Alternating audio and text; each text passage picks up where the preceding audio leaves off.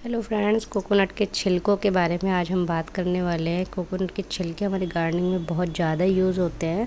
तो पहले हम इनको छील लेते हैं। तो छीलने के लिए हमने क्या किया है, इसको 1 घंटे के लिए पानी में भिगा दिया है।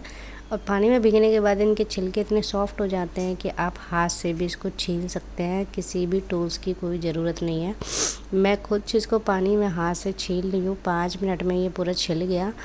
तो छीलने के बाद जब हम इसको छिलकों को और थोड़ी देर पानी में भिगा सकते हैं। अगर आप चेक कर सकते हैं इसको, तो हमारे छिलके छिल चुके हैं। साबुत छिलकों से हम अपनी मॉस स्टिक बना सकते हैं, जो कि आपको दिखाई दे रही होगी साइड में फ़ोटो, आप उसे देख सकते हैं। मैंने बनाई थी। इसका काफ़ी अच्छा यूज़ है। मनी प्लांट में मॉइस्ट काफ़ी देर तक रहता है, तो ये देखने में भी अच्छा लगता है।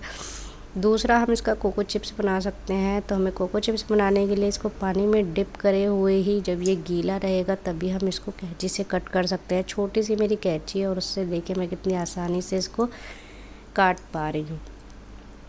इसी तरह से अगर आपको इस तरह से छोटे छोटे पीसेस में कोकोनट के छिलकों को स्टोर करना है या रखना है या किसी और यूज़ में लेना है, तो आप इस तरह से काट काट कर आप उसको रख लीजिए।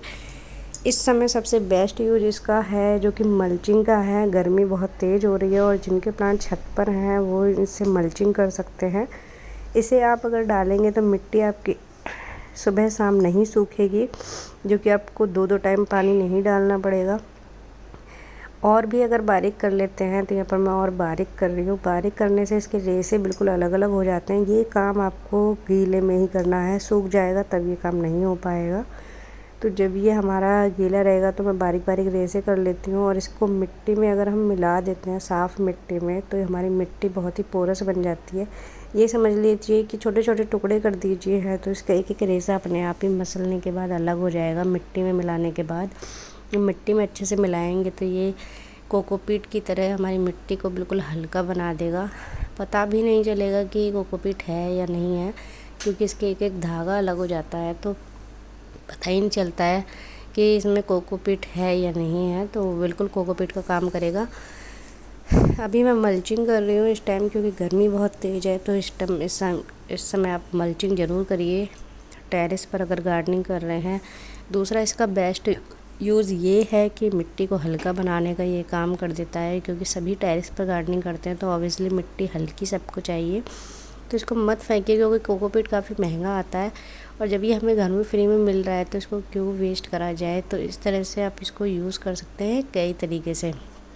जब आप साफ़ मिट्टी में इसको लगाते हैं, मिलाते हैं, तो उस मिट्टी पे प्लांट तुरंत ना लगाएं, कुछ दिन बाद लगाएं। इस बात का आप ध्यान रखिएगा, क्योंकि जब मिट्टी में मिल जाता है, ये गीला रहता है, तो इसमें फंगस लगेगी ताकि ये मिट्टी में डिज़ोल्व हो जाए।